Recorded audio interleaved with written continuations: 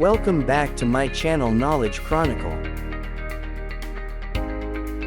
Have you ever heard someone say, "Oh, she keeps having girls because it runs in the family," or "he can't have a son"? Let's bust that myth today. Who really decides whether a baby will be a boy or a girl? Is it the mother, the father, or is it just luck?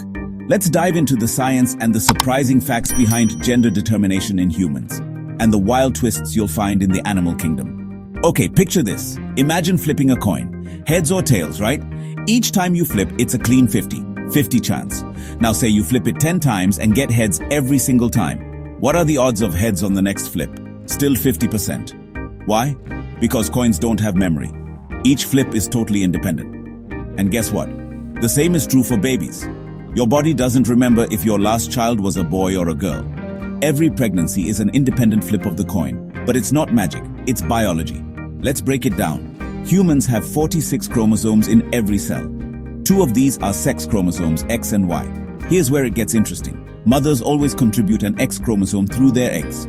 Fathers, on the other hand, contribute either an X or a Y chromosome through their sperm.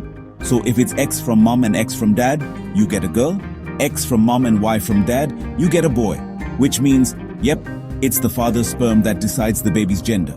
So if you know someone who has all boys or all girls, it's not destiny or a family curse. It's just chance. Whichever sperm reached the egg first, that's who won the race. But is it always exactly 50-50? In theory, yes. But in reality, it's a tiny bit tilted. Did you know 51% of babies born in the US are boys? That's because Y-carrying sperm, the boy sperm, are faster swimmers, but more fragile. X-carrying sperm, the girl sperm, are slower, but tougher. So depending on the conditions inside the body, sometimes the X wins, sometimes the Y. Still, the odds are pretty close to even. What about families with all boys or all girls? It happens. But just like flipping heads 10 times in a row, it's rare, not impossible. Each child's sex is determined independently. If you already have 3 daughters, your chances of having a boy next are still 50%. Now, let's peek into the animal kingdom, where things get really wild. In Africa, buffalo moms have more sons when it rains and food is plenty, but more daughters when it's dry and tough. Reptiles like alligators, their gender depends on the temperature. Cool eggs, all girls. Warm eggs, all boys. Peafowl can tweak their chicks' gender depending on the environment, sometimes as low as 25% or as high as 87% female. And get this, clownfish and some wrasses can change sex. If the dominant male dies, the top female transforms into the new male. Talk about a plot twist. Why all these sex tricks?